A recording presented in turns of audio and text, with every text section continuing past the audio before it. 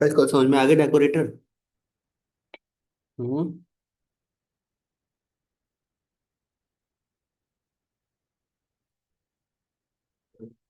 थोड़े बहुत क्या होता है। बना के देखने चाहिए थे, करके देखने चाहिए। प्रैक्टिस भी। हालांकि इतना ज्यादा उसमें नहीं है, बट समझ में आना चाहिए कि डेकोरेटर होता है क्या, है ना। देखो, कंफ्यूजन तो रहेगा एक्चुअली। एडवांस टॉपिक होते हैं ना जितने भी, लोग 3 3 4 4 साल का एक्सपीरियंस होता है ना, उनको भी समझ में नहीं आती ये चीजें। हम्म। क्लियर कर दे रहा था। क्या पैसा नहीं ज्यादा। क्या कह रहे हो? पैसा नहीं ज्यादा वेट हो। अगर अच्छी कंपनी में जाओगे, पैसा वैसा कमाना है तो करो। हम्म। जो आपको अलग बनाता है बाकी स्टूडेंट्स, तो यही चीज तो अलग बनाती है। जिस चीज में परेशानी नहीं है उसको तो सभी कर लेंगे। हाँ जी। जिस चीज में परेशानी नहीं है उसको तो सभी कर लेंगे। पूछो क्या कमी आ रही, क्या दिक्कत लग रही।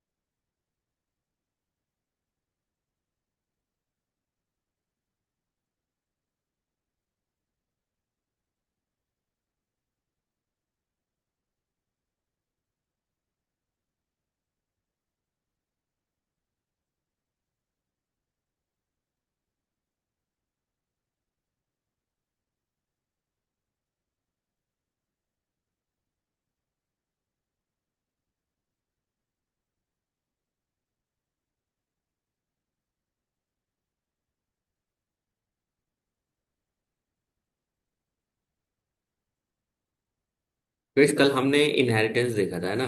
5 तरह के इनहेरिटेंस थे। हम्म।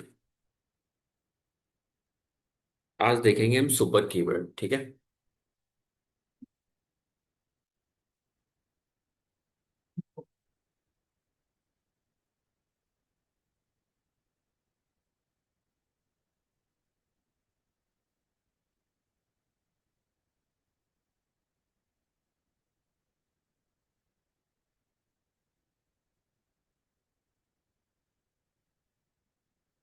देखो, हमें ये पता चल गया था कि भाई हम एक क्लास के वेरिएबल जिनको हम कहते हैं एट्रीब्यूट्स, और फंक्शन जिनको हम कहते हैं मेथड्स, एक क्लास के एट्रीब्यूट्स एंड मेथड दूसरी क्लास में एक्सेस हो सकते हैं। इसी को हम क्या कह रहे थे, इनहेरिटेंस। अब मान के चलिए कि भाई हमारे पास दो वेरिएबल है। मेक साउंड इसके अंदर भी है और मेक साउंड इसके भी अंदर है। ये चीज भी हमें पता है कि अगर हम इस क्लास का ऑब्जेक्ट बना के रन करते हैं तो इसी का मेक साउंड चलेगा।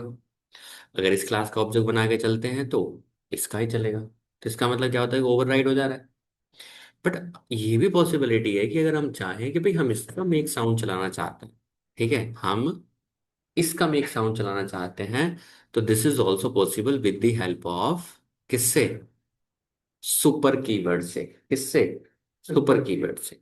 अगर मैं चलाऊं, यहाँ पे मैंने एक डॉग ऑब्जेक्ट बनाया है, किस क्लास का, डॉग क्लास का। और मैंने क्या किया, dog object dot make sound, किसका चलेगा, इसका चलेगा। तो क्या आउटपुट आया, बार्क। यही एक्सपेक्टेड है। उसके बाद मैंने क्या बनाया, एनिमल क्लास का ऑब्जेक्ट बनाया, और उसके बाद क्या बनाया, मेक साउंड चलाया, तो क्या आएगा, एनिमल साउंड आएगा। इवन दो दोनों क्लास एक दूसरे से इनहेरिट हो रही है, बट ये वैल्यू भी क्या हो रही है, ओवरराइड हो रही है। क्यों हो रही है? क्योंकि दोनों मेथड क्या है, सेम है। क्लियर है? अब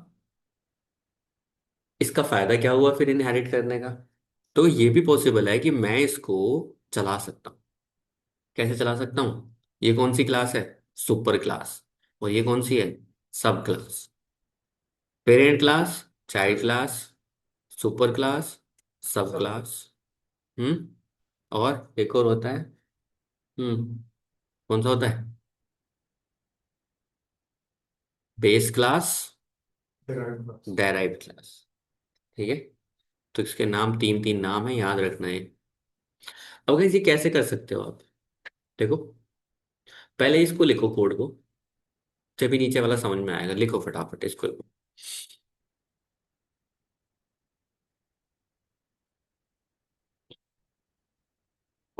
मुझे पता है क्यों डिफिकल्ट लग रहा है। मैंने क्लास में आपको लिखवाया नहीं, वो इसलिए लग रहा है आपको डिफिकल्ट।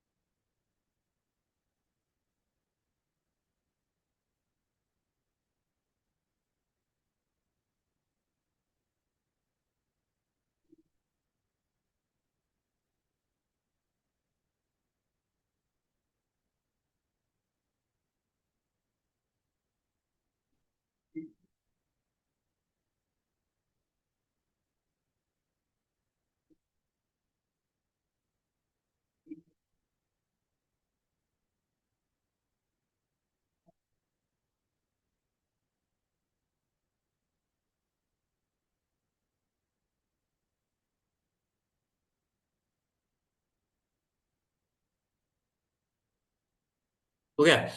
अब ये सिंपल जो हम ये इतनी कहानी देख रहे हैं, इसका मोटिव ये है कि मैं इस मेक साउंड को ना एक्सेस करना चाहता हूँ किसके अंदर, इसके अंदर। ठीक है। अगर मैं डायरेक्ट यूज करता हूँ तो प्रॉब्लम क्या है, ये ओवरराइड हो जाता है, क्योंकि हमेशा जो भी आपका ऑब्जेक्ट होता है वो पहले अपनी क्लास को ही प्रेफरेंस देता है। ठीक है। तो इसका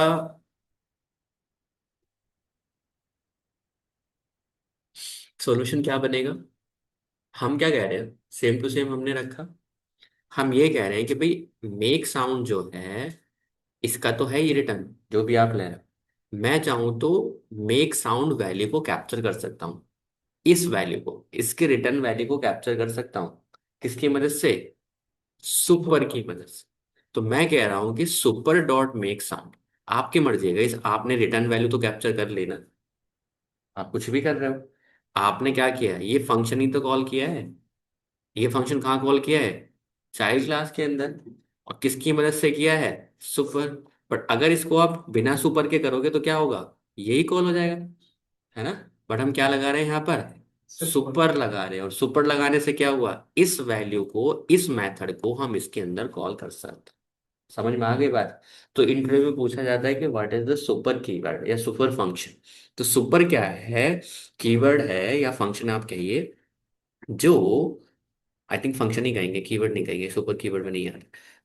super is a function that helps you to get the attributes and methods of parent class.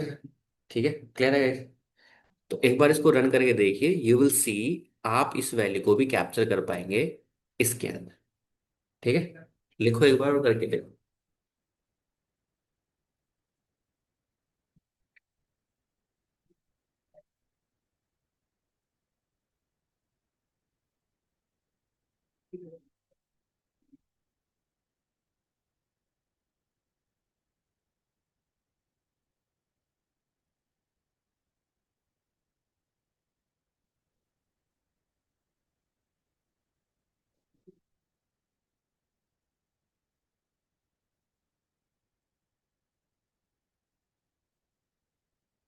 ठीक है,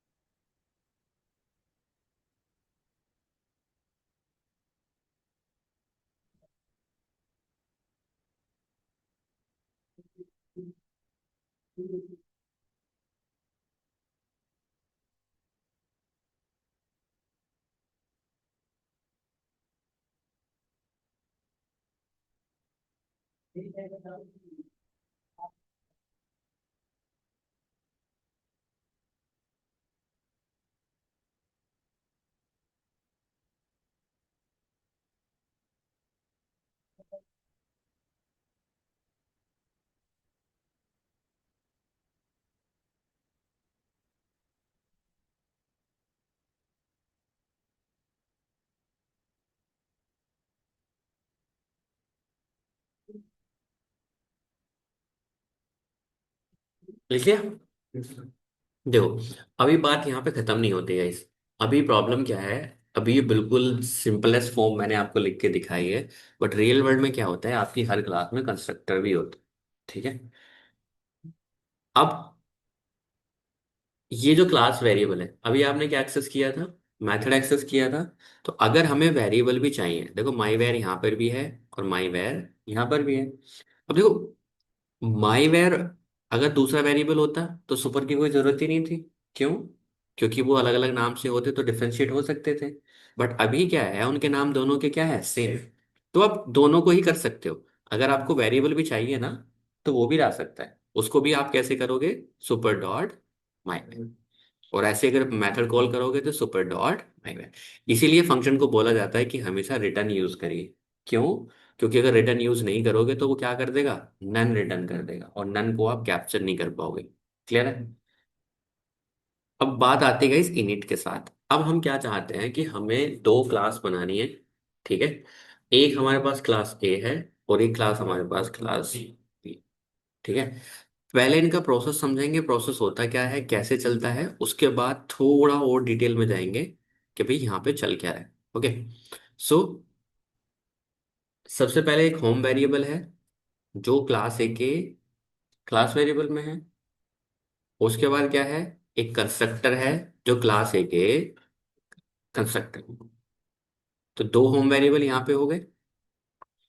एक होम वेरिएबल यहाँ पे है जो क्लास बी के अंदर है, और ये क्लास बी के अंदर ये इसका कंस्ट्रक्टर है, और इसके अंदर ये। मेरे पास का कोई लॉजिक नहीं है यहाँ पे, बस मैंने लिख रखा है कि अलग। ठीक है। अब थोड़ा सा सोच के देखिए, अभी इन क्लास में कोई रिलेशन नहीं है क्या? नहीं ना। अभी इन दोनों क्लास में कोई रिलेशन नहीं है। अगर हम इस क्लास को इनहेरिट करते हैं, अगर हम इस क्लास को रन करेंगे तो कहीं इसके ऑब्जेक्ट आएंगे, जाहिर सी बात है। अगर ऑब्जेक्ट के थ्रू आएंगे तो यहाँ से आएगा, क्लास वेरिएबल के थ्रू पहले क्लास, तो पहले किसको एक्सेस करेगा वो? बताइए। अगर बी ऑब्जेक्ट हमने बनाया, किस क्लास का? बी का। तो B object dot home variable की क्या वैल्यू आएगी? है ना गाइस? सबसे पहले कहाँ ढूंढता है? वो अपने इंस्टेंस में ढूंढता है। कहाँ ढूंढता है? अपने इंस्टेंस में। उसके बाद कहाँ ढूंढता है? अगर इसको हम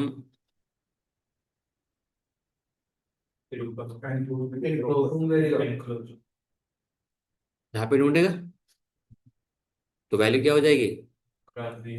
क्लास टी होम वेरिएबल। यही है। यही फॉलो था अभी तक। बट अभी हमारे यहाँ पर क्या है, ये क्लास इनहेरिट नहीं हो रही। क्या नहीं हो रही? इनहेरिट नहीं हो रही। देखो यहाँ से, देखो ध्यान से, मैंने भी इस क्लास को इनहेरिट नहीं किया। ये क्लास ऐसी की ऐसी है और ये क्लास भी ऐसी अलग है। इन दोनों क्लास का भी कोई रिलेशन आपस में नहीं। अब हम क्या करते हैं, इस क्लास को इनहेरिट कर देते हैं। किसको? इससे। कर दिया। बी क्लास को, बाकी का कोड सेम टू सेम ऐसा ही है। अब हम यहाँ पे क्या कर रहे हैं, हम कह रहे हैं कि B object equals to B object बना ले क्लास का बी का। अब अगर होम वेरिएबल को प्रिंट करें तो आपके हिसाब से क्या आउटपुट आना चाहिए? B object dot home variable. क्या आउटपुट आएगा?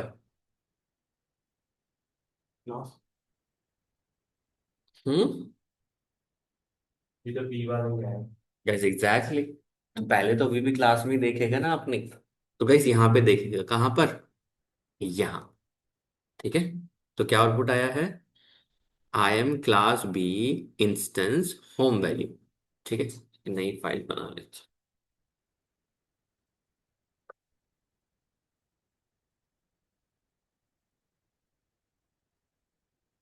ठीक है। यहाँ पे लिख दिया I am class B instance home variable. कौन सा है ये? तो अभी वो बात वही है अभी भी। बट अगर मैं इसको अब क्या कर दूं, इस कंस्ट्रक्टर को हटा दूं। हटा दिया। इस क्लास के अंदर कंस्ट्रक्टर ही नहीं है। ध्यान से देखना। इस क्लास के अंदर कंस्ट्रक्टर ही नहीं है। तो क्या होगा? क्या है? हम्म। ए क्लास का होम वेरिएबल। समझ में आई बात? अगर मान लिया जाए इस कंस्ट्रक्टर को हटा दिया जाए, मतलब यहां से हमने इस पास कर दिया और उस कंस्ट्रक्टर में से इस वेरिएबल को हटा दिया जाए। हट गया। अब ये कहाँ पे जाएगा? नहीं बार क्या क्लास। गैस वापस ही अपनी क्लास में आएगा। ठीक है। और ये क्या कहेगा?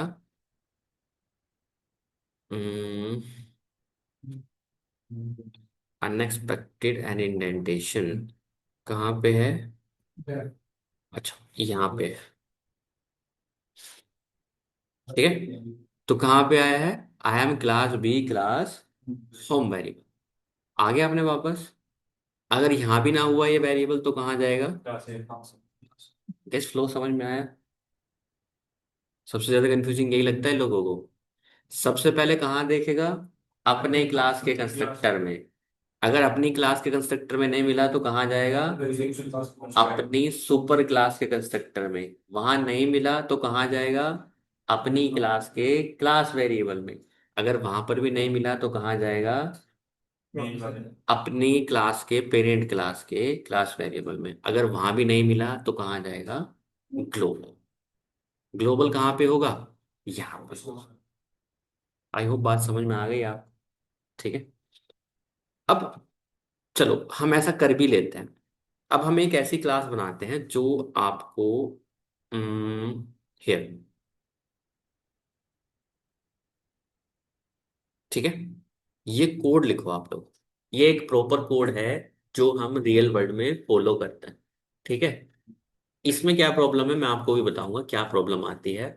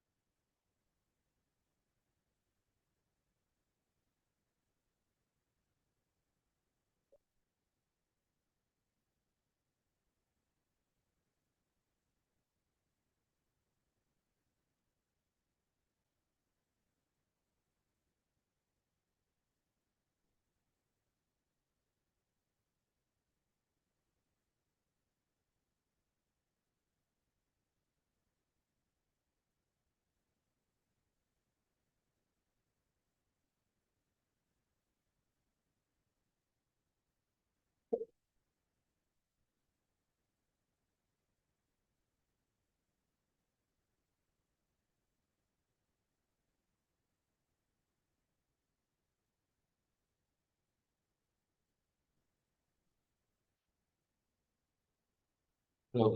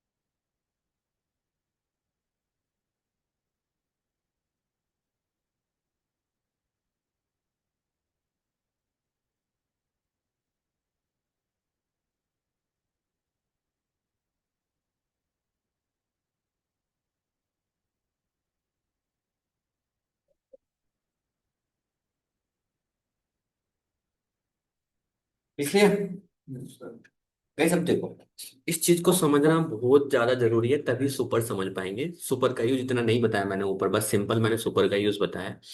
अब देखो इस चीज को ध्यान से देखो, हमारे पास एक ऑब्जेक्ट है, ठीक है। अब इस क्लास को हमने बना लिया, रन कर लिया, ओके।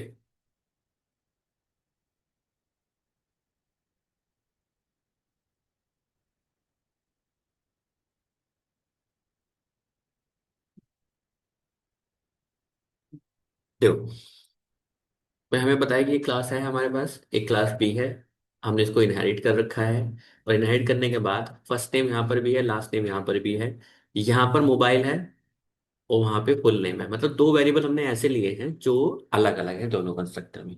अब कायदे में तो ये होना चाहिए कि अगर हम इस क्लास का कोई ऑब्जेक्ट बनाए तो उसको ये भी एक्सेस करना चाहिए और ये भी एक्सेस करना चाहिए। तो क्या ऐसा हो रहा है? देखो सबसे पहले हमने क्या किया, एक बी क्लास का ऑब्जेक्ट बनाया, ठीक है। हमने बी क्लास का ऑब्जेक्ट बनाया। अगर वो ऑब्जेक्ट हमने बनाया तो इसका मतलब क्या हुआ? देखो अगर इसमें कंस्ट्रक्टर नहीं है, ठीक है, अगर मान लिया जाए इसमें कंस्ट्रक्टर नहीं है, तो काम करता है, ठीक है। अगर इस क्लास में कंस्ट्रक्टर नहीं है तो हम ये कर सकते हैं, प्रिंट बी क्लास का जो ऑब्जेक्ट है, बी अंडरस्कोर ऑब्जेक्ट, वो सारे वैल्यूबल ये ला सकता है। अगर यहाँ पे डॉट लिख देंगे तो टैप करने से क्या होगा? क्या एक्सेस कर रहा है? फर्स्ट नेम एक्सेस कर रहा है, फुल नेम एक्सेस कर रहा है, होम वेरिएबल भी एक्सेस कर रहा है और लास्ट नेम भी एक्सेस कर रहा है, ठीक है। कहाँ पे गया?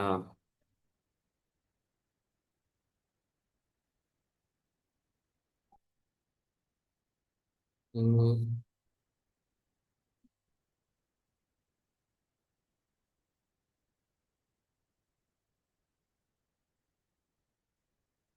ये करना पड़ेगा गाइस।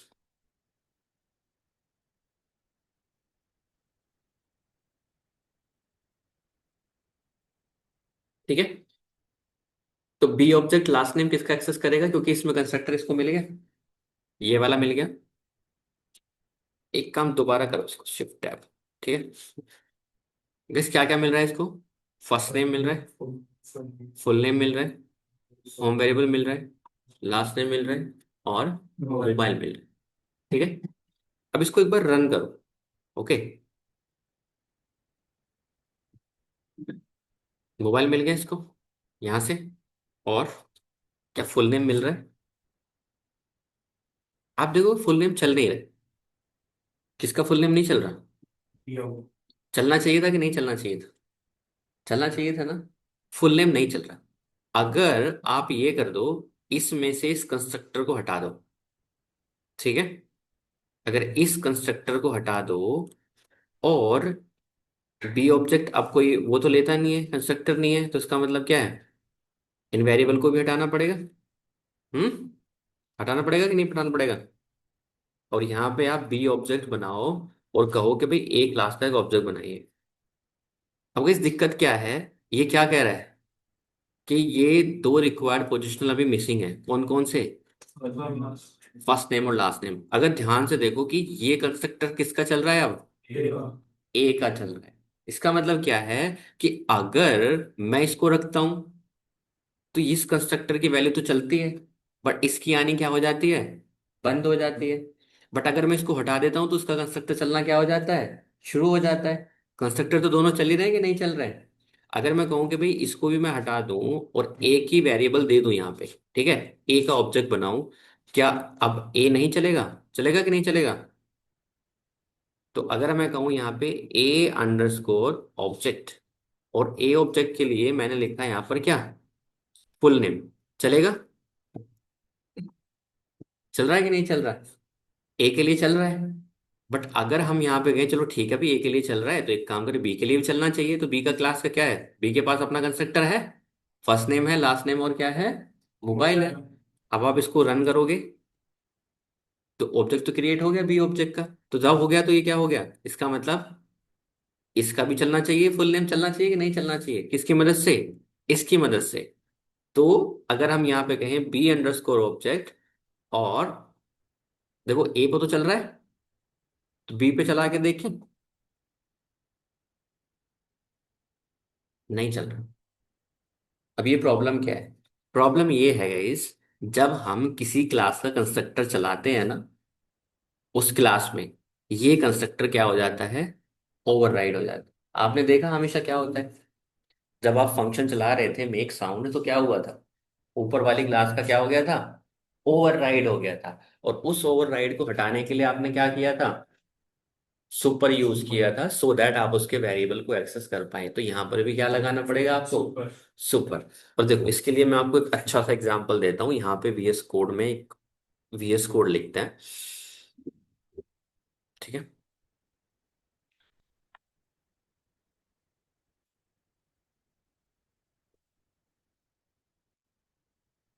ठीक है।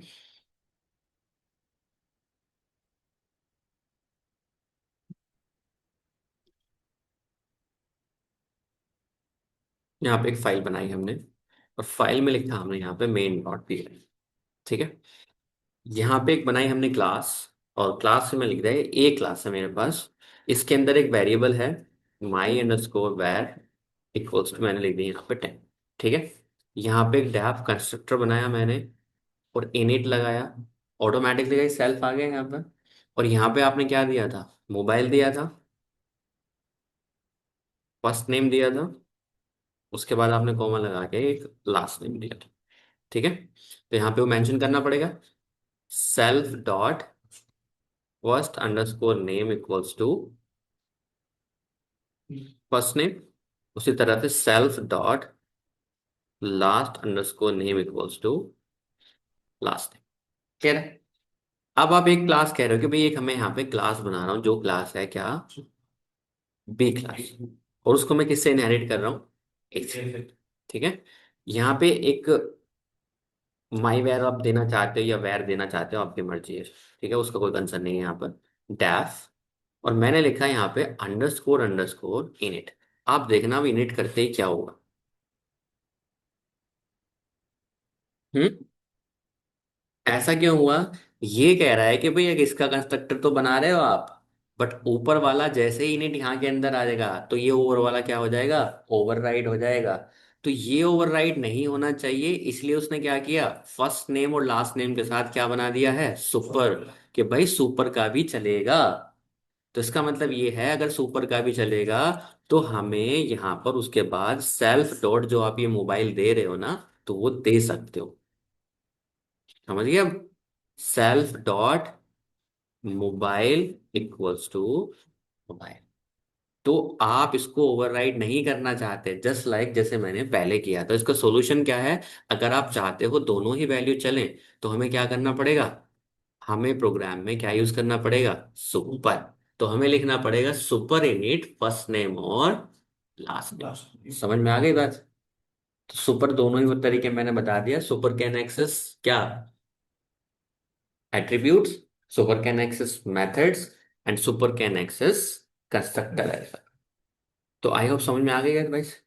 तो ये जो मोबाइल नंबर चलना बंद हो गया था या फुल नेम चलना बंद हो गया था, इसका मतलब ये है, अगर देखो कंस्ट्रक्टर नहीं है फिर तो कोई दिक्कत ही नहीं है, क्योंकि एक ही कंस्ट्रक्टर चला रहे हो आप, ऊपर वाला ही है ना। तो अगर आप यहाँ पे कंस्ट्रक्टर नहीं बनाते हो तो ऑटोमेटिकली जब बी ऑब्जेक्ट बनेगा तो इसके कंस्ट्रक्टर से बनेगा। हम्म।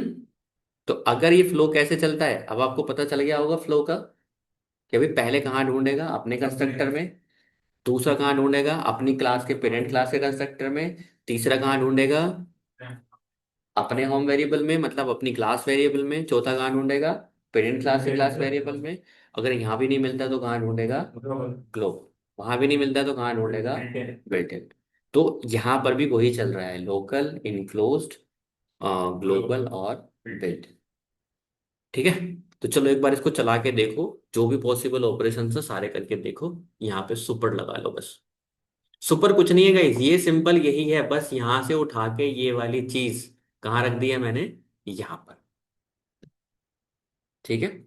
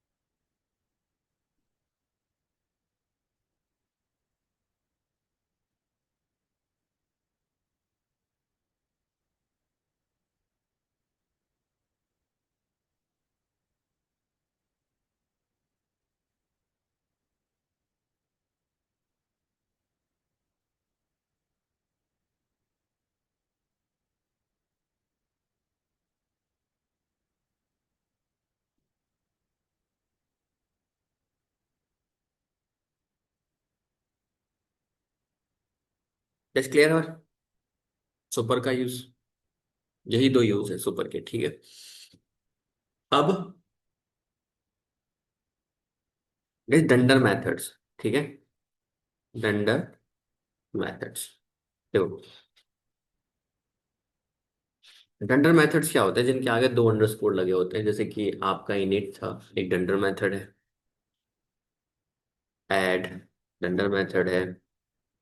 मल्टीप्लिकेशन, डंडर मेथड है। एसटीआर, डंडर मेथड है। आरईपीआर, डंडर मेथड है, ठीक है। तो इस आप दो ऑब्जेक्ट को जोड़ पाते हो, घटा पाते हो, मल्टीप्लाई कर पाते हो, इन्हीं के लिए ये ही रिस्पॉन्सिबल, डंडर मेथड्स। अब अगर आप ध्यान से देखो, आपके पास दो क्लास के दो ऑब्जेक्ट, ठीक है, एक ए क्लास का और एक, पहले एसटीआर और आरईपीआर बताता हूँ पहले क्या है।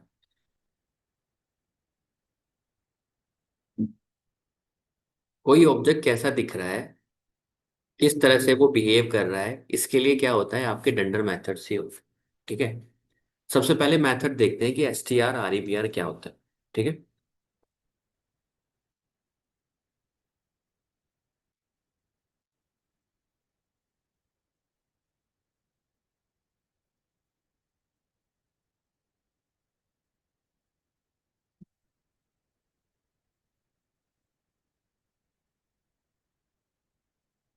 देखो, अगर हम दो स्ट्रिंग बनाए, ठीक है, हमने स्ट्रिंग लिया है यहाँ पर और एक वेरिएबल ले लिया, ठीक है। कोई एक वेरिएबल ले लिया, मैंने लिखा है इक्वल्स टू, स्ट्रिंग क्लास है ना। सबसे पहले तो इसको पता किया जा सकता है कि अगर मैं कहूँ एज इंस्टेंस, क्या एक इंस्टेंस है ए किस क्लास का, एस टी आर का, तो क्या बोलेगा, हाँ भी है, बिल्कुल है। अब हमने खुद अपनी कस्टम क्लासेस बनाई हैं, हमारे में भी यही बताएगा कि नहीं बताएगा, है ना। अब अगर मैं लिखूं यहाँ पर प्रिंट ए, आप देखो कुछ इस तरह से आ रहा है। अगर मैं लिखूं यहाँ पर print S T R A, तब भी ऐसा ही आ रहा है। अगर मैं यहाँ पे लिखूं print R E P R A, तो आप देखोगे कुछ ऐसा आ रहा है। हम्म, ये आपको बता रहा है कि डबल कोट्स के अंदर वैल्यू, इसका मतलब ये एक स्ट्रिंग वैल्यू है। तो कैसे ये दो मेथड होते हैं एस टी आर और आर ई पी आर, जो आपके ऑब्जेक्ट की क्या बताते हैं, किस तरह का ऑब्जेक्ट है, क्या रिप्रेजेंट करता है, आप उसको जैसे मेंशन करोगे वैसे क्या है। एग्जैक्टली में हुआ क्या है, इसमें किसी ने दो मेथड बनाए हैं, एक एस टी आर बनाया है और एक आर ई पी आर चलाया है। तो अगर आपने देखा होगा कि अगर मैं एस टी आर नहीं भी चला रहा हूँ तो भी आउटपुट मुझे क्या मिल रहा है, एस टी आर वाला ही मिल रहा है। बट अगर मैं जानबूझ के आर ई पी आर चला रहा हूँ तो ही मुझे ये मिल रहा है, ठीक है। तो एग्जैक्टली में पहले समझते हैं ये दोनों हैं क्या।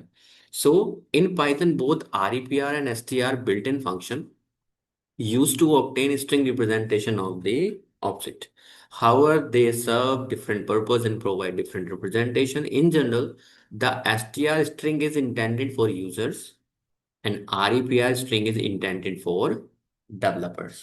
मतलब आपने देखा उसको डेवलपर्स की पर्सपेक्टिव से अगर हम देखें, तो ये हमें इसका डेटा टाइप भी बताने की कोशिश कर रहा है ना। यूजर को क्या बताना है कि ये स्ट्रिंग है या क्या है, यूजर को क्या मतलब है, उसको तो आउटपुट दिखाना है। तो in str function is used to get a human readable string representation of object. It is meant to produce output. This is easy to understand for users. The primary purpose of str to provide a textual representation of an object when it is converted to a string explicitly or when it is printed. Okay. अब जैसे कि guys ये import date time है, अगर आप इसको run करके देखोगे, तो अगर डेट टाइम आप डायरेक्ट रन करो, आपने कहा import date time, date time dot now, आप कह रहे हो ये क्या है, ह्यूमन रिप्रेजेंटेशन आपको दिखा रहा है ना। अलग ही पता चल रहा है कि भाई यहाँ से यहाँ तक की डेट है, यहाँ से यहाँ तक की टाइम है, और यहाँ पे I think nano second milli second जो भी, आई डोंट नो, ठीक है। अगर आप देखो ध्यान से, ऑटोमेटिकली आपको ये क्या दे रहा है, एस टी आर की वैल्यू दे रहा है कि नहीं दे रहा? अगर आपने इस पे एस टी आर चलाया तो सेम भी आपको क्या वैल्यू मिली है, वही मिली। बट अगर आप आर ई पी आर चलाओ इस पे, तो क्या आपको ये कुछ मेथड जैसा नहीं लग रहा? कि भाई यहाँ पे date and date time method module हो गया, ये आपका एक मेथड हो गया, मेथड के अंदर आर्ग्यूमेंट पास किए गए हैं। हम्म। तो एग्जैक्टली में क्या है, ये है आपकी डेवलपर रिप्रेजेंटेशन जो एक डेवलपर को चाहिए होती है। और ए है आपका ह्यूमन रिप्रेजेंटेशन जो ह्यूमन देखना चाहता है। तो अगर हम किसी क्लास के अंदर, अब इसके लिए क्या रिस्पॉन्सिबल है गाइस, यही टेंडर मेथड रिस्पॉन्सिबल है। अभी मैं एक काम करता हूँ, एक हमने क्लास बनाई जिसका नाम क्या रख दिया हमने, पर्सन। ठीक है, बना दी। अब मैं इस क्लास का कोई ऑब्जेक्ट बनाऊं, बनाऊं। ऑब्जेक्ट हमने बनाया, हमने कहा कि माई ऑब्जेक्ट। ठीक है, बना लिया। माई ऑब्जेक्ट इक्वल्स टू, और आपने लिखा यहां पर पर्सन, लिख लिया, बन गया ऑब्जेक्ट। इसको क्या बता गई, अच्छा, ठीक है, क्या। अब guys, अगर मैं, आप खुद सोच के देखिए, अगर मैं प्रिंट लगाऊं माई ऑब्जेक्ट, तो ये ऐसा कुछ आ रहा है। बट वहीं पर अगर आप ए लिखो और यहाँ पे लिखो, तो प्रिंट ए करो, तो कितना अच्छा रिप्रेजेंटेशन आ रहा है कि नहीं आ रहा है।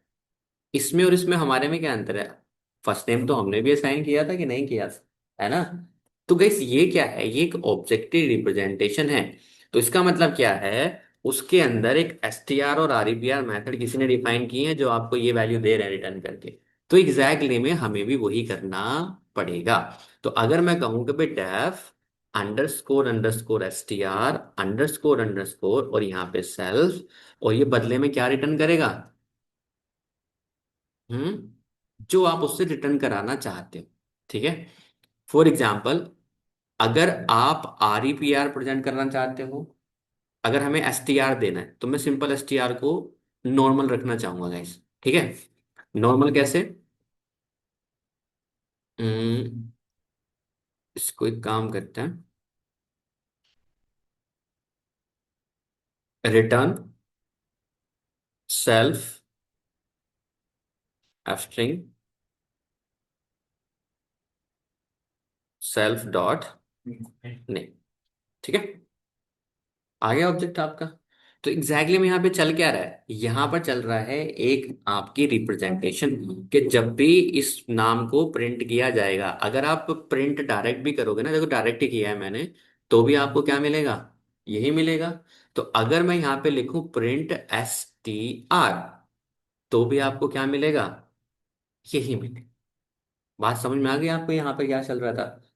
क्योंकि ये आपकी कस्टम क्लास है।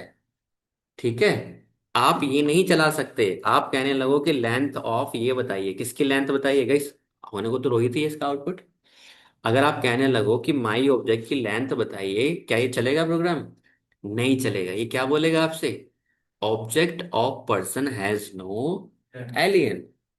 अगर मैं यहाँ पे एलियन कर लूँ, यहाँ पे चेक कर लूँ कि भाई रोहित की लेंथ बता दे, ये तो बता पा रहा है। इसका मतलब क्या है, ये स्ट्रिंग क्लास का ऑब्जेक्ट है, और स्ट्रिंग क्लास के अंदर एलियन बनाया गया है। तो अगर आप चाहते हो कि आपकी ऑब्जेक्ट की भी लेंथ बता दी जाए, तो आपको एलियन यहाँ पे बनाना पड़ेगा। आई होप आपको चीजें समझ में आ रही है कि प्रोग्रामिंग कैसे काम कर रही थी। तो यहाँ पे अगर हम एलियन बता रहे हैं, तो हम कह रहे हैं कि बदले में अगर कोई एलियन मेरे ऑब्जेक्ट पे एलियन चलाएगा, तो वो क्या करेगा, उस नेम की वैल्यू को क्या करेगा, रिटर्न करेगा। ठीक है, तो रिटर्न मैंने क्या करा, एक स्ट्रिंग रिटर्न कर दीजिए, और यहाँ पे लिख दीजिए क्या, लेंथ, लेंथ ऑफ किसकी length, self dot name. I hope बात समझ में आ गई आपको। अब मैं अपने ऑब्जेक्ट पर अगर एलियन चलाऊंगा, तो यू विल सी आपको लेंथ मिलनी चाहिए। ठीक है, क्या कह रहा है कि can not be interpreted as an integer. हम्म।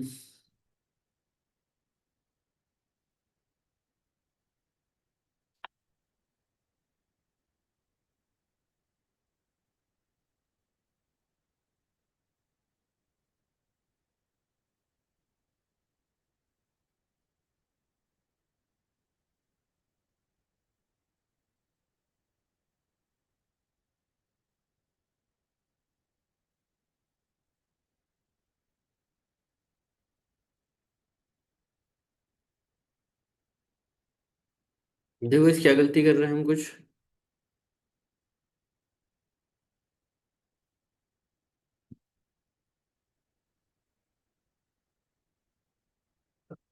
जिन्हें लैंड निकाली ऐसे हम्म। एक्सट्रीम में जो लैंड निकाली। स्ट्रिंग में तो लेंथ चलना चाहिए ना।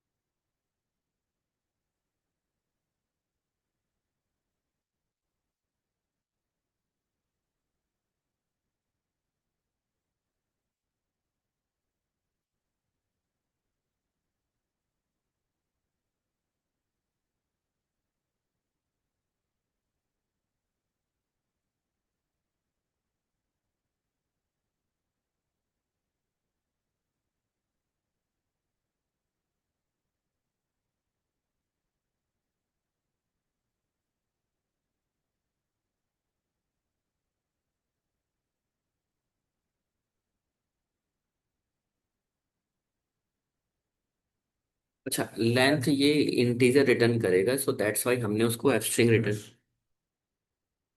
बट स्ट्रिंग रिप्रेजेंटेशन तो दे ही सकते हैं, या तो फिर प्रिंट करवाना पड़ेगा फिर। ये कह रहा है कि लेंथ ऐसे दीजिए।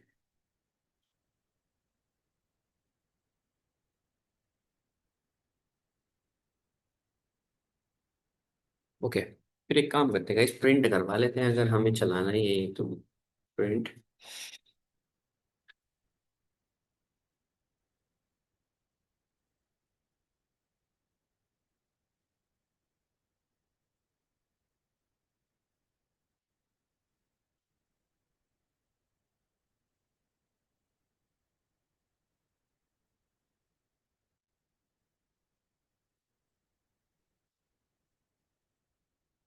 ठीक है, तो ये कह रहा है कि इससे रिटर्न आप लेंथ को डायरेक्ट कराइए, ना कि स्ट्रिंग रिटर्न कराइए।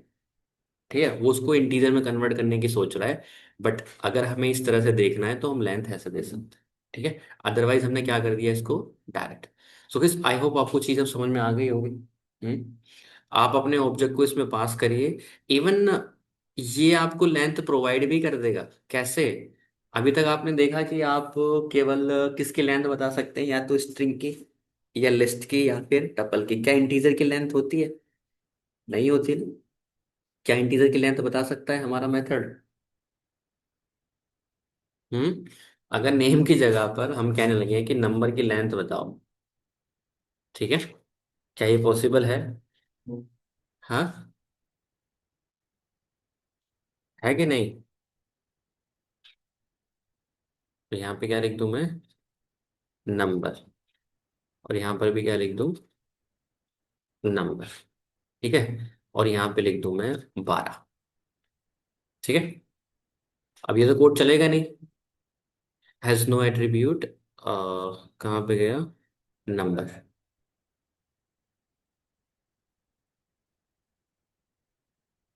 सेल्फ डॉट नंबर में यहाँ पे एक काम करते हैं, इसको नई फाइल में लिखते हैं।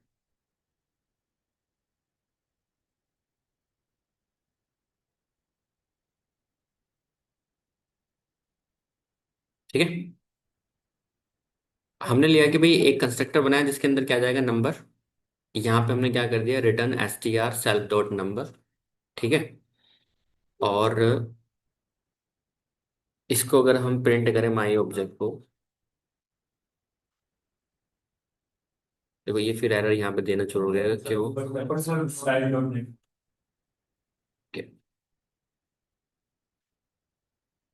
ठीक है, देखो 12 आ गया। क्यों आ गया? क्योंकि आपने एस टी आर खुद डिफाइन कर रखा है इसका। 12। अब अगर मैं कहने लगूँ कि भाई इसकी लेंथ बताओ जरा। हाँ, क्या ये बता सकता है? अगर मैं कहूँ कि माई ऑब्जेक्ट लेंथ ऑफ किसकी? My object. तो क्या कह रहा है कि object int has no alien. तो इसका मतलब क्या हुआ कि भाई ये लेंथ यहाँ पे ढूंढने की कोशिश कर रहा है कि भाई सेल्फ डॉट नंबर के पास लेंथ नहीं है, क्योंकि ये बिल्ट इन में ढूंढ रहा है। कहाँ ढूंढ रहा है? बिल्ट इन में ढूंढ रहा है। तो अगर मैं कहने लगूं कि भाई आप लेंथ बताइए सेल्फ डॉट नंबर की, ठीक है, या फिर इसको दूसरे तरीके से ये लिख सकते हैं हम,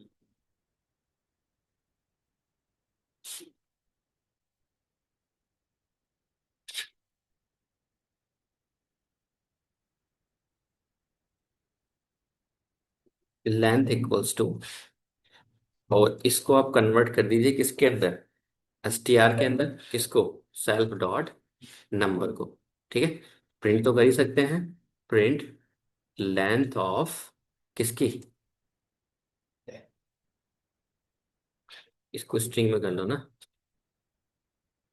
स्ट्रिंग अंडरस्कोर नंबर, ठीक है। और यहाँ पे हमने लिख दिया स्ट्रिंग अंडरस्कोर नंबर, ठीक है। ये स्ट्रिंग नंबर यहाँ पे लिख दिया। हमने क्या किया, जो ये नंबर ऊपर से आया है वो क्या है, एक इंटीजर आया ना, सो इंटीजर को किस में कन्वर्ट कर दिया, स्ट्रिंग में। और बदले में क्या रिटर्न कर दिया, क्या प्रिंट कर दिया, लेंथ ऑफ स्ट्रिंग, ठीक। अब इसको ट्राई करके देखते हैं, इसको रहने दो।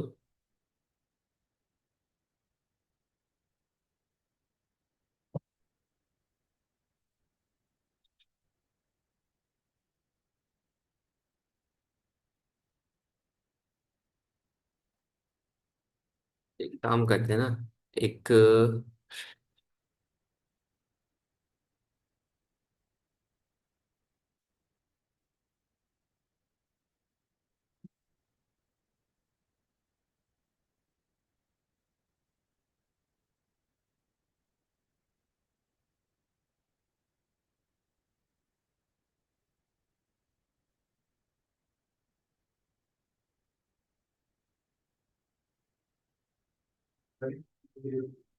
टू आ तो रहा है, मैं अगर इसको तीन कर दूंगा तो तीन आ रहा है, यही तो चाहिए था हमें, बट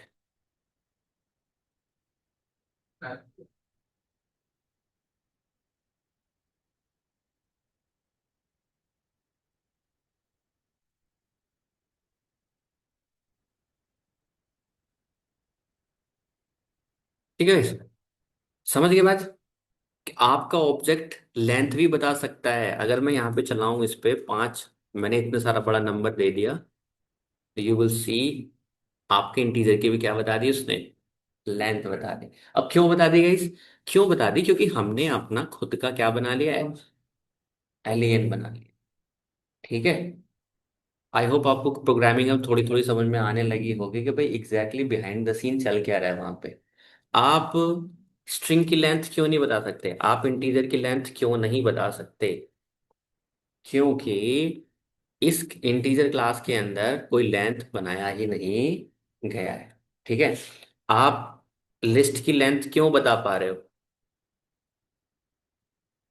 क्योंकि जिसने लिस्ट क्लास को बनाया है उसने इसी तरह से एक डंडर मेथड क्या किया है वहां पर, डिफाइन किया है, जो उसके आर्गुमेंट को गिनेगा और बदले में आपको क्या रिटर्न करेगा।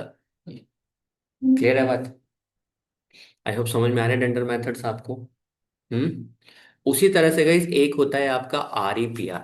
तो इसका मतलब ये है कि आप जितने भी डंडर मेथड्स यहाँ पे बनाओगे, और ये डंडर मेथड्स क्या करेंगे, आपके ऑब्जेक्ट पे क्या करेंगे, रन करेंगे, ठीक है।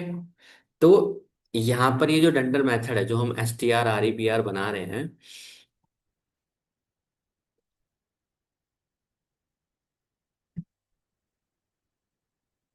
ये एक मैं आर ई पी आर और बना देता हूँ यहाँ पे, आप नंबर लिखना चाहो या जो भी लिखना चाहो, ठीक है। हियर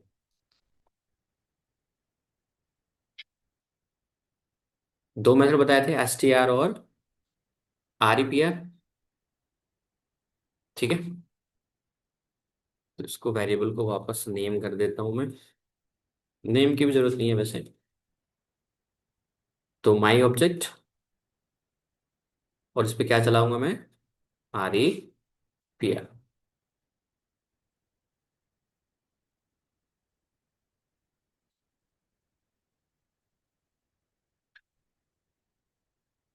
ठीक है।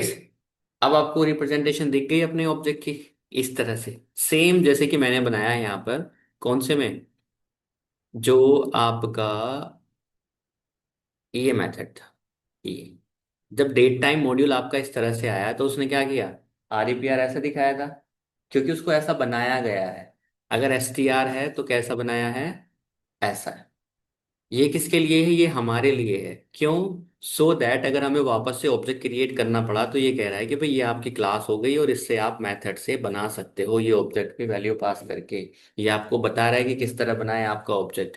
तो यही चीज मैंने यहाँ पे भी मेंशन की है। कहाँ पर? यहाँ पर। कि भाई पहले नेम इक्वल्स टू लिख देंगे और उसके आगे क्या लिख देंगे, उस वेरिएबल को लिख देंगे। तो वेरिएबल जिस तरह से क्रिएट हुआ है ऐसे तो क्रिएट हुआ है कि नहीं होता है। ये क्या है, आपकी क्लास का नाम है कि नहीं? ये क्या है, आपका वेरिएबल जो आपने पास किया था उसके अंदर, और उसकी ये वैल्यू है जो आपने पास किया है। तो अगर आपको ऑब्जेक्ट क्रिएट करना पड़ा तो डायरेक्टली कर सकते हो कि नहीं कर सकते इससे अब? आपका ऑब्जेक्ट ऐसे ही बना था कि नहीं बना था? तो ये STR और REPR आपके ऑब्जेक्ट को दिखाने के लिए है कि आप ऑब्जेक्ट को कैसे देखना चाहते हो। अगर बाय डिफॉल्ट आप डायरेक्ट क्या चलाओगे, यहाँ पर माई ऑब्जेक्ट चलाओगे, तो क्या चलेगा, डायरेक्ट आपको केवल यही वैल्यू दिखेगी। क्यों दिखेगी ये? क्योंकि आपने मेंशन की है कि भाई अगर मैं ऐसे लिखता हूं तो क्या चलना चाहिए, STR ऐसे दिखना चाहिए। अगर मैं कहूं कि भाई मैं REPR चलाना चाहता हूं, REPR माई ऑब्जेक्ट, तो वो कैसे दिखेगा, ऐसा दिखेगा। अगर आप चलाना चाहते हो कि भाई मैं प्रिंट STR चलाना चाहता हूं, तो बाय डिफॉल्ट STR ही चलता है, REPR नहीं चलता है। अगर आप ऑब्जेक्ट को डायरेक्ट प्रिंट करोगे तो वो क्या दिखाता है, यस। स्ट्र दिखाता है। सेम अगर आप यहाँ पे स्ट्रिंग केस में, मैंने अभी आपको बताया कि अगर स्ट्रिंग के केस में आप ये कर रहे हो, तो अगर यहाँ पे आप प्रिंट ए करते हो तो बाय डिफॉल्ट क्या चलता है, STR ही चलता है। तो अगर आप REPR चलाना चाहते हो तो आप उसको चलाना पड़ेगा इस तरह से। समझ में आ गई बात? तो ये बता रहा है कि स्ट्रिंग रिप्रेजेंटेशन है भाई, आपकी स्ट्रिंग वैल्यू है ये। और ये आपको क्या दिखा रहा है कि जैसा यूजर को दिखना चाहिए। तो सेम गोज हियर, कि यूजर को अगर नंबर देखना है तो नंबर ही दिखना चाहिए ना गाइस, बस। उसको इस चीज से क्या मतलब है कि हमने पर्सनल क्लास बनाई थी, उसके अंदर ये पास हुआ था और उसके अंदर ये पास हुआ था, नहीं ना। This is for us. So वहां पे ऊपर में पहले ही मेंशन किया गया था कि REPR meant for developers and STR meant for users. अब एक चीज और, अगर मान लीजिए STR यहाँ पे ना हुआ तो अब क्या होगा? बाय डिफॉल्ट गाइस क्या चलेगा अब, REPR चलेगा।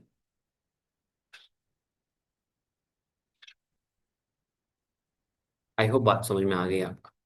हम्म। तो अगर आपके दोनों मेथड आपने बनाए हैं, STR भी बनाया है और REPR बनाया है, तो बाय डिफॉल्ट कौन सा चलेगा, STR चलेगा। अगर STR है ही नहीं तो कौन सा चलेगा, REPR। तो इस डेफिनेशन इसकी याद रखना, this is the most important question for interview, अगर अच्छी खासी कंपनी में आप देने जा रहे हो तो।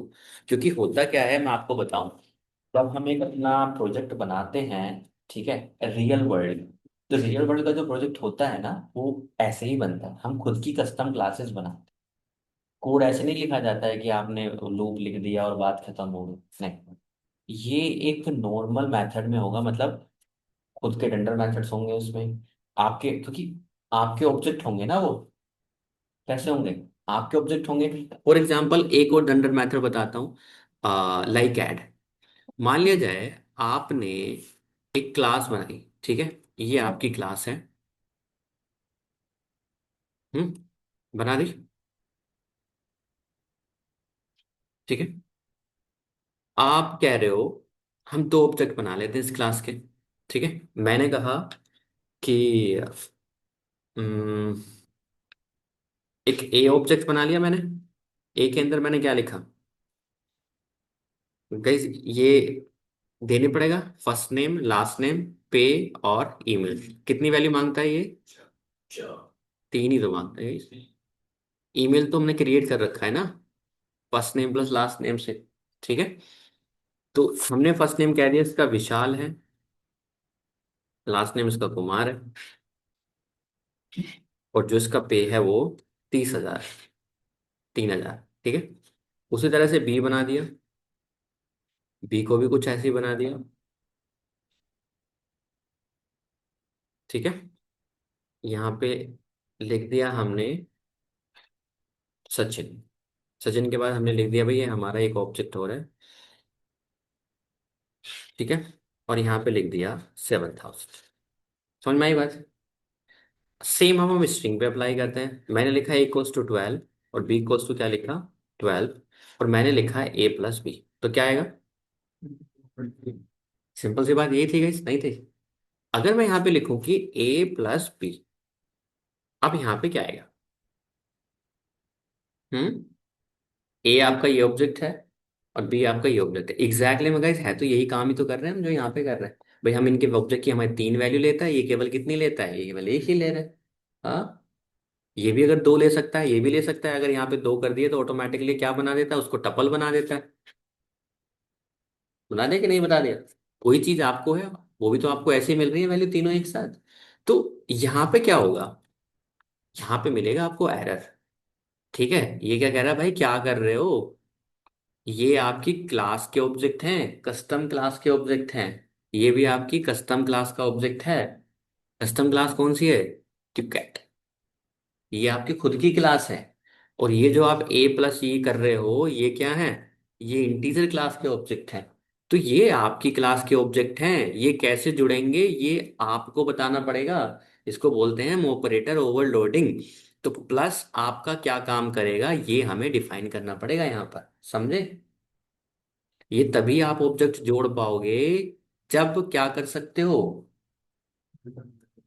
डिफाइन करेंगे। फॉर एग्जाम्पल, अगर मुझे यहाँ पे अपना ऐड बनाना पड़ेगा तो मैं क्या लिखूंगा यहाँ पर कि ऐड मतलब प्लस ऑपरेटर, सेल्फ खुद वो ऑब्जेक्ट, और अदर मतलब दूसरा ऑब्जेक्ट जो कि बी। मैं कह रहा हूं कि बदले में सेल्फ डॉट पे प्लस अदर डॉट पे, कि जैसे ही मैं इन दोनों को ऑब्जेक्ट को करूं तो आपको क्या करना है?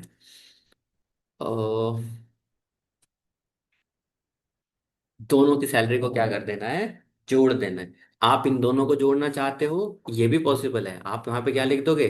Self dot first name plus last other dot last name.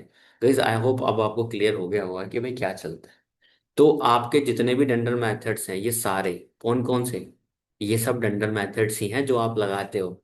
आप ऐड करते हो, आप माइनस करते हो, आप मल्टीप्लिकेशन करते हो, आप ट्रू डिवीजन करते हो, आप इक्वल्स टू चेक करते हो, आप लेस देन चेक कर सकते हो, ग्रेटर देन चेक करते हो। तो ये सारे के सारे क्या हैं?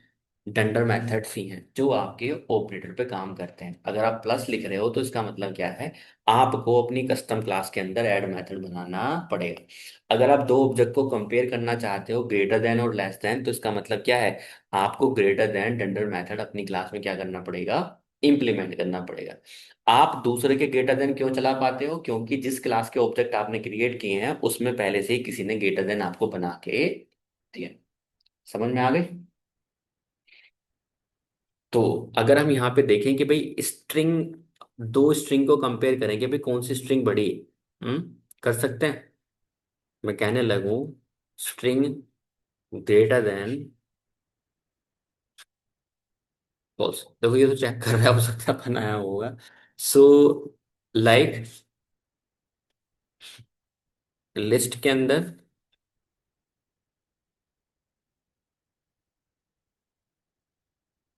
ये भी ट्रू ही कह रहा है। तो गाइस आई होप जो मैं समझाना चाह रहा हूँ आप समझ गए मेरी बात। हाँ, कोई क्वेश्चन हो यहाँ पे, कोई डाउट भ्रम क्रिएट हो रहा हो तो बताइए। अगर यहाँ पे ये भी पॉसिबल है, अगर आप स्ट्रिंग और इंटीजर को जोड़ना चाहेंगे तो पॉसिबल है कि नहीं है? बोलिए। अगर आप स्ट्रिंग में जोड़ना चाहें, क्या आप जोड़ सकते हैं कि नहीं जोड़ सकते? हाँ, है ना? अगर मैं कहूं कि भाई मैं एक क्लास का ऑब्जेक्ट बनाऊं ये दिस, और एक ऑब्जेक्ट बनाऊं ये 12, तो इसका मतलब क्या है? मैं इन दोनों को जोड़ दूंगा कि नहीं जोड़ दूंगा? आसानी से जोड़ सकता हूं। अब आप कहोगे कि हाँ भाई पॉसिबल है, स्ट्रिंग को इंटीजर के साथ जोड़ा जा सकता है। क्या करेंगे हम? अपने प्लस ऑपरेटर के अंदर उसको एसटीआर बना के जोड़ दूंगा। आपको लगेगा कि इंटीजर जुड़ा है, बट एग्जैक्टली में क्या जुड़ा है? एसटीआर भी। ठीक है। तो ये आपकी क्लासेस हैं, ये आपके डंडर मेथड्स। ठीक है। आई होप समझ में आ गई बात आपको। आपको मल्टीप्लिकेशन बनाना है तो इवन अगर ये नंबर्स आप जोड़ते हैं, मैंने पहले भी बताया आपको, नंबर 12 है और नंबर 13 है, तो ये जो एडिशन चल रहा है ना, ये number one dot add number two, ऐसे ही चल रहा है। एग्जैक्टली में बिहाइंड द सीन कौन काम कर रहा है? ऐड मेथड, जो कि आपका डंडर मेथड्स है। इसको बोलते हैं हम ऑपरेटर ओवरलोडिंग। ये प्लस ऑपरेटर वहां पे कोई और बिहेव करता है, और प्लस ऑपरेटर यहाँ पे कोई और बिहेव करता है। क्यों? क्योंकि वो स्ट्रिंग क्लास का ऑब्जेक्ट है और ये आपका लिस्ट क्लास का ऑब्जेक्ट। क्लियर है ये चीज?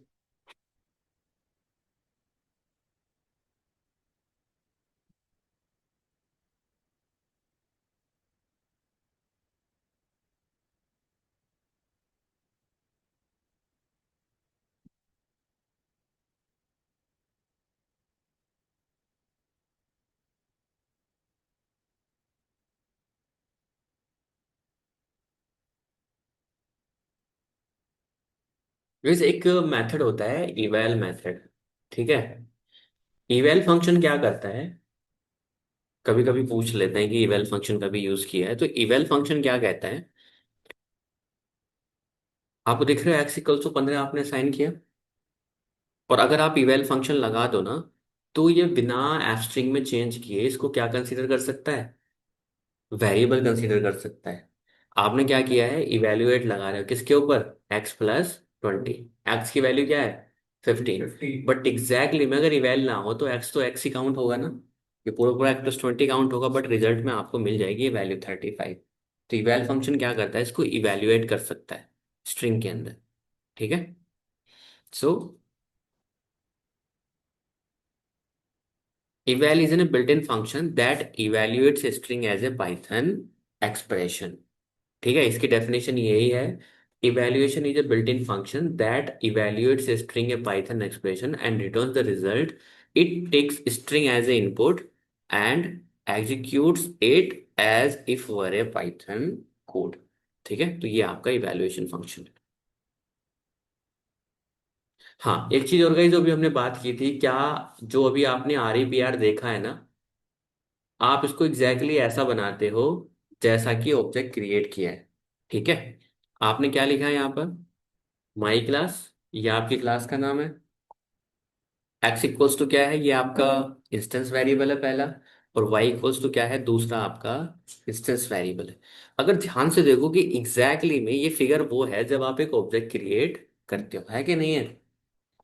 अगर मैं कहूँ कि भाई इस क्या बोलते हो, इस स्ट्रिंग से क्या क्रिएट कर दो, ऑब्जेक्ट क्रिएट कर दो, कर सकते हो? हम्म। अगर मैं बोलूं कि इस स्ट्रिंग से एक ऑब्जेक्ट क्रिएट कर दो, तो कैसे क्रिएट करोगे? हम्म। हमने एक मेथड बनाया किस नाम का? From are E P are. उसके अंदर क्या पास कर रहे हैं हम? क्लास मेथड बना लिए, तो फर्स्ट आर्गुमेंट क्या बन जाएगा? क्लास बन जाएगी। और ये are E P are string है, ठीक है, जो कि एक इस मेथड को कॉल करते टाइम पास की जाएगी। सिंपल। अब एग्जैक्टली में आपने क्या किया है? ये एक स्ट्रिंग है कि नहीं है? स्ट्रिंग है यहाँ से यहाँ तक। अगर आपको मैं सेम टू सेम वैल्यू पकड़ा दूं, तो हमने क्या कर लिया है? एक स्ट्रिंग को स्प्लिट कर लिया है 3 बार। समझ गए? इसको टुकड़ों में तोड़ दिया है, मतलब ये जो वैल्यू है ना आपको कुछ ऐसी दिखती है। इसमें से मैं x निकालना चाहता हूँ 10 और y निकालना चाहता हूँ 20। तो ये घर पे आप कर लेना एक बार। टास्क क्या है आपका? ये सिंपल स्ट्रिंग में से 10 निकालना है आपको, क्या निकालना है? 20 निकालना है। स्ट्रिंग है ये, और कुछ नहीं है गाइस। क्या है? स्ट्रिंग है। स्ट्रिंग के अंदर आपको दिख रहा है साफ साफ x10 और y20। कैसे निकालोगे? हम्म। कैसे निकालोगे बताओ? चलो यही टास्क है, आप करो। चैट जीपीटी करो, कुछ भी करो, मुझे इसमें से एक्स की और वाई की वैल्यू निकाल के दो। ये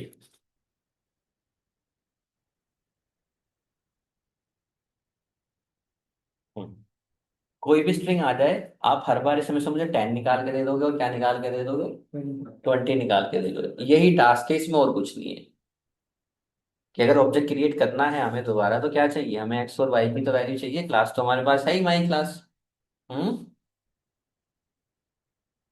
लिखो इसको और करके दिखाओ मुझे कैसे करोगे। सोचो, कैसे टुकड़ों में तोड़ोगे इसे?